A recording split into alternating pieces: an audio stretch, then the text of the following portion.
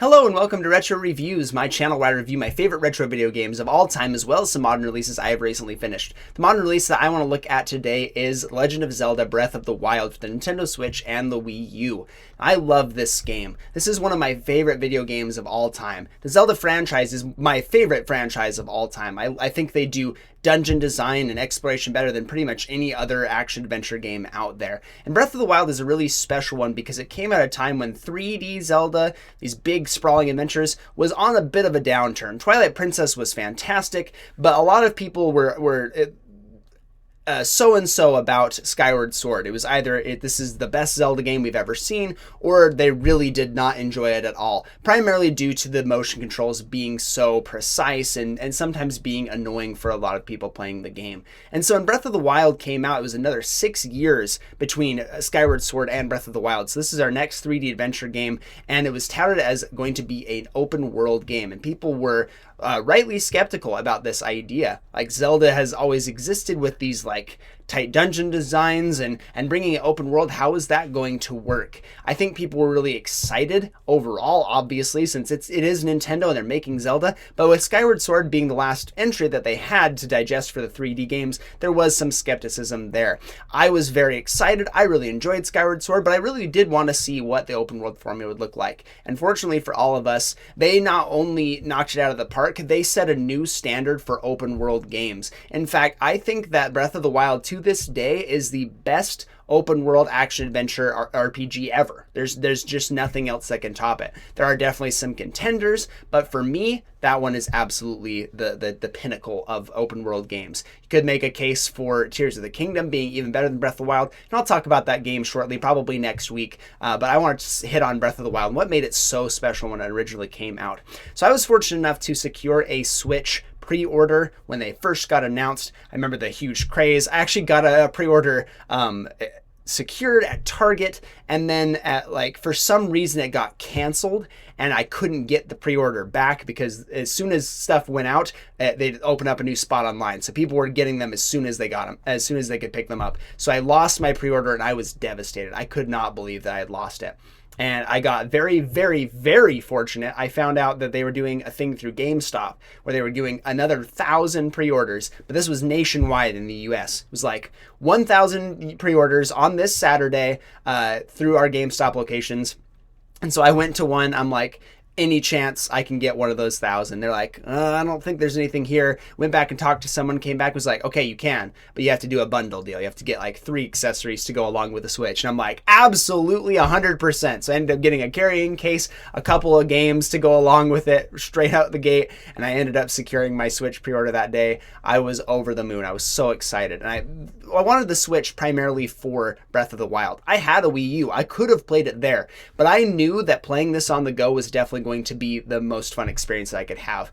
And I was absolutely right. I played Breath of the Wild almost exclusively on the go. I loved playing it on the TV as well, but the Switch for me has almost always been a portable console. I don't use it on the TV hardly ever unless I'm playing with some of my friends and we need it to dock so we can like play it on the big screen so we all have enough screen real estate to play. But I was so excited to play this game. And from the get-go, Breath of the Wild establishes itself as something really special in the Zelda universe. You start off, I'll be doing this review will be fairly, I don't know if it'll be spoiler heavy. I'm going to be talking about a lot of the elements of the game and the storyline. So if there are spoilers, you are warned right now. I'm not guaranteeing I will get into all of them, but I will be talking about a lot of the aspects of this game here. So fair warning now, if you don't want any spoilers, you still haven't played the game, go play the game first. Go put over 100 hours in the game, then come back and watch this review. But with that out of the way, let's talk about what makes it so special. So you play as Link here, and he has been in like a hyper sleep, like a sleep state for like 100 years at this point because of a battle that was ultimately lost in Hyrule. And Hyrule has gone to hell. It looks awful. Everything is in ruins. There's settlements of people, places, like you still have life and everything, but you have a lot of devastation. And of course, in the center of the world, you've got the castle, and Ganon is essentially taking over this entire castle and sending out his forces to attack everybody. And it just does not look very good for anybody. So 100 years back, Link and these champions of Hyrule fail this battle, and Link is almost lost, and so he's put into sleep to kind of regain his strength. And when he comes to, everyone's gone, including Zelda. He doesn't have any access to her. She doesn't know where she is. The champions are long dead and gone. And he has to kind of learn what's going on and how to kind of bring balance and restoration back to Hyrule here. And of course, save Zelda. And from the get-go, you see that this is going to be something unique because Link is just in his boxers. He's just wandering around. He doesn't have anything with him. He doesn't have the Master Sword. He doesn't have a horse. In fact, you don't have anything at the beginning of this game. And you find out pretty quickly you have to be picking things up like tree branches just to improvise some kind of weapon in order to stay alive, which is really cool. They also released a hard mode later on that made the enemies like much more difficult, combat more varied. Hard mode is fantastic. I highly recommend checking that mode out as well, especially if you played through the game. It gives a very unique and interesting experience on a second playthrough. But from the get-go, you are pretty defenseless.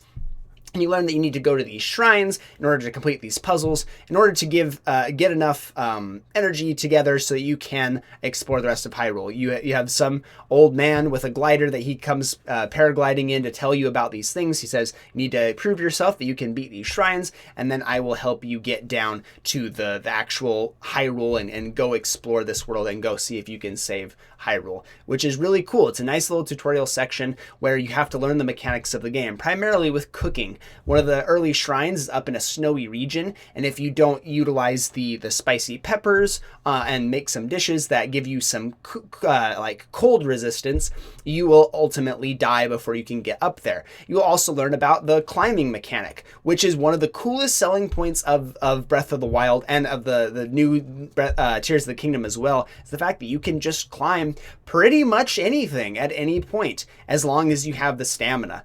Climbing now becomes a cool mini game where you have to determine, can I make it to this upper ledge with the amount of stamina that I have? You can do little leaps, but it uses a big chunk of stamina at a time. And if the very last sliver of stamina, you can do one final leap, and you just have to hope that you make it. And if you don't, you're going to fall, and you're not going to be able to grip onto anything. You're going to take damage. You'll probably die if you've gotten too high. It's a really cool mechanic to just be able to scale anything. And it was really, again, unprecedented for the Zelda series specifically. Nothing like this had ever been introduced before. You have your standard, like, I can see that thing is a little bit taller than me. I can do a little ledge jump. I can climb up on it and I can be good. That's what you had beforehand. This gives a whole new scale of verticality to this game. And it was absolutely phenomenal just trying this out the very first time. The tutorial section teaches you everything you need to know about the game, from the combat to the way you need to utilize cooking. And then of course, once you finish your shrines, you get the glider. Probably the coolest item that we've seen in a very long time. This was pioneered kind of in games like Wind Waker and of course Skyward Sword. He had a similar thing, but it didn't act as like a thing that you could glide around. It was just to stop your momentum so you don't take fall damage. It was definitely like introduced previously in the series, but this was the best way they've ever done it before. In Wind Waker, you had a magic meter that you had to manage. This one, you just managed your stamina instead. And getting the paraglider and jumping down and gliding into Hyrule is one of the most serene and beautiful experiences I've ever had in a video game. I remember finally beating the tutorial section, jumping and gliding off, and seeing the vastness of the world that was before me, and just thinking, this is a gorgeous thing that I'm beholding. I can't believe that I am lucky enough to play this day one and see this beautiful landscape here and explore this world. I knew I was in for something special. And I haven't played this game fairly recently. I played Tears of the Kingdom most recently. Again, I'm going to review that one next. This is one of those games that's so special and so beautiful. It left such a huge impact on me. I can talk about it right now like I was playing it yesterday, like I first got the game. It's such a monumentally perfect experience from start to finish. And when you first glide into Hyrule, when you see how big the world is and you recognize that it's going to take a long time to explore, It's something that's like almost overwhelming, but in the most beautiful way possible. It's just a fabulous thing to experience. If you haven't experienced that yet, I highly recommend you go get a copy of Breath of the Wild, complete that tutorial section, and just glide into Hyrule and breathe in this landscape that they built for you. Nintendo really went out of their way to make this a beautiful, magical experience. As you progress throughout the world, you'll get things like horses. You can utilize the amiibo that you can, the Smash Brothers Link, to get Epona, which is your trusty steed from previous games, which is really cool. You can capture other horses as well, utilize their different stats. You can bond with them. You have some side quests for getting like a gigantic horse and some other things like that. Really cool the way that they utilize horses in this game. If you're within a certain distance, you can call for them by just clicking a button, which is really cool, and the horse will run after you. You can see it on the map getting closer. Beautiful mechanic for exploring the world. Between the glider and the horses, you have pretty much everything you need to get around this world, and this world begs to be explored. Every single place that you go to, you'll want to cover every nook and cranny. You'll want to go through everything meticulously to find everything in this game. It really is that much fun. And I don't have many open world games where I feel like exploring every little piece of the environment, typically because there's not a whole lot to do. In Breath of the Wild, it feels like every place is important in some way or another. You'll probably find a side quest of some kind. You'll almost certainly find some Korok seeds. One of the few things I did not do 100% in Breath of the Wild, in fact, this might be the only thing I didn't, was getting all the Korok seeds, because there are so many. 900 if I'm not mistaken, could be 800. I'm pretty sure it's 900 Korok seeds. Absolutely ridiculous. These range from just finding an obscure rock and like the top of a mountain or something like that, and you pick it up and boom, there's a Korok, and he gives you a Korok seed, to like intricate puzzles that you have to solve. So I did a bunch of them, and utilizing them to upgrade your like weapon arsenal that you can have. You can have like your inventory, you can move it by one for every X amount of seeds that you get. You can upgrade the amount of bows you can carry, the amount of shields you can carry. So it does benefit you to do a lot of these, but I did maybe a couple hundred and was like, that's plenty. In my 100 plus hour playthrough of this game, beating everything, all the side quests, getting all the shrines and everything like that, I still wasn't close to getting all the Korok seeds. So that's one I left for other people much more dedicated than me. But really everything else begs to be explored. You can find dragons flying around in the sky in certain spots.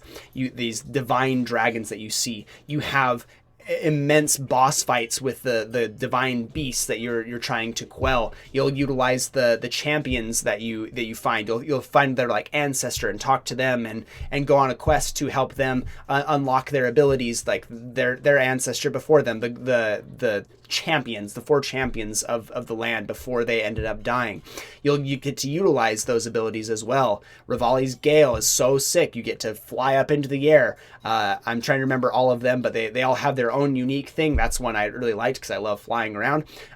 Each of them give you a unique power. And what's really cool about this game is that you don't really have to do any of that. You don't have to do the Guardian quest. You don't have to do the main quest in the thing. At any point in the game, the castle's sitting right in the middle of the world. And if you can get around the Guardians, the big hulking metal and like rock beasts that will shoot lasers at you, if you can get around them and navigate them to get into Ganon's castle, you can go fight him at any point in the game. You don't have to get to a certain point. You don't have to beat every single thing in the game in order to fight Ganon. You can just go in with a tree branch and try and go fight him. It's not advisable, but you can do it. In fact, the speedruns for this game are somewhere in like the 30 minutes. I'm sure it's gone down over time, but I remember that early on was like in the 30-minute range for beating Ganondorf, which is absolutely insane. So the things that you can do in this game are really beautiful and special. I actually really like the weapon durability as well. I know it's a sore spot for a lot of people because switching between weapons and having them break and then just having to grab a new one is kind of annoying, but it really teaches you to work on the fly to learn combat in order to beat the enemies in front of you. It gives a lot of intricacy to the combat that you don't see in other Zelda games. Zelda games, I think, for the most part, don't have the most amazing combat. Some of them have some pretty good combat, but I think Breath of the Wild does it the best because of weapon durability. The fact that you are forced to utilize multiple weapons and recognize the strengths of some and utilize them when you need them is a really beautiful thing. Same thing with your bows and your shields. You have to really manage everything that you have. And if something breaks, you need to adapt on the fly, bring out a new shield, bring out a new weapon, so that you can keep fighting. It's really fantastic. I think the boss fights and the mini bosses in this game are really out of this world. I think the combat is so much fun. I actually really like the cooking mechanic in this game too. I don't typically like cooking or making meals in games,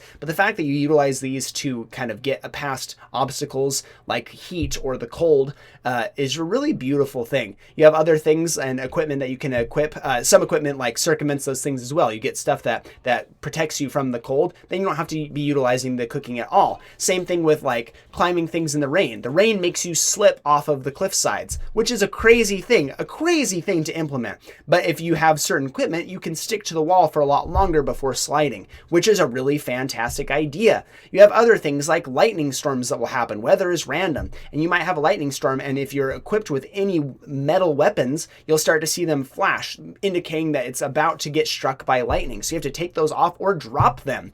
Otherwise, you're going to get struck by lightning. You can utilize this to your advantage and toss metallic weapons around a camp of enemies that's all asleep. You can put metal weapons all around them. You can sneak around, put them down, and then as soon as lightning strikes, it burns them all up to a crisp. It's amazing the amount of things you can do. You also have other abilities I didn't even talk about with like the remote bomb, so you can detonate it whenever you feel like, which is something that Link has in Smash Brothers now. You have a thing where you can create a block of ice in the water to utilize some new platforms. You have stasis where you can freeze things in time for a short period of time. And if you hit them, it causes momentum to build up and then they get launched. The way that they utilize these new mechanics in the puzzles and in just how you interact with the world is out of this world phenomenal. I love that they didn't keep the same mechanics for Tears of the Kingdom, but it was such a cool and unique thing to see this in a Zelda game originally. I was absolutely blown away. Traversal is also really fantastic. The way you unlock the map throughout this game is by climbing these giant towers that you'll find throughout the world, each of them giving a unique challenge. Some of them are just straight up, you climb to the top, you have to utilize your stamina, cook some meals that give you some stamina back, eat those on the way up, stuff like that. But the way that you get to the tower is going to be different every time. The top of the tower, some of them are like little mini side quests that you have to do. You have to figure out the way to get over like a big wall of thorns that you can't start climbing on. And once you get to the top, you put your Sheikah Slate down, it unlocks that portion of the world, and you get to see how vast the world really is. Unlocking that first tower and seeing the portion that it filled on the screen, and then recognizing how much more there was a daunting thing for me. And the more and more you unlock these, the more you see like, wow, this is a gorgeous, enormous world with so much to do. I could keep talking about Breath of the Wild forever. I know this video is already so long. I knew that I was going to do this. I knew that I would get into the weeds about all the stuff that I love about this game, but it's just that good. You also unlock memories throughout the game that you'll find where you like remember interactions with Zelda and her fears and concerns and her anxiety with Ganon lurking at any point. It's just a beautiful conglomeration of everything I love about Zelda put into this open world in the perfect way possible. Everything about this game, from the combat to the shrines to the bosses to the unique mechanics that they've implemented in this game, to the overall story, the overarching story, along with some very competent voice acting. This is the best Zelda experience we've had in such a long time. I know Tears of the Kingdom recently came out, and that one is phenomenal as well. But for my money, nothing trumps how incredible this experience was the first time I played it. As much as I love Link to the Past and Wind Waker, they are above Breath of the Wild on my like Zelda ranked list. Breath of the Wild is easily the most unique for me and one of the most breathtaking games I've ever touched. If those other two Zelda games didn't exist, this would easily be the best video game of all time for me on my list. And I can see why so many people put this above other Zelda games and above other video games entirely. I've seen countless lists on the internet of top 100 video games of all time with Breath of the Wild at number 1. This is a truly phenomenal and special experience. Again, if you have not tried this one, go out and get a copy right now. It is well worth your time. You will have at least 100 hours of beautiful experiences to get through. Every side quest is worth your time. Every main quest is worth your time. And experimenting and exploring this world is absolutely going to give you such a beautiful experience. I'm going to give Breath of the Wild an easy platinum rank and the highest recommendation that you go and try this one out. Thank you so much for watching, and I'll see you on the next one.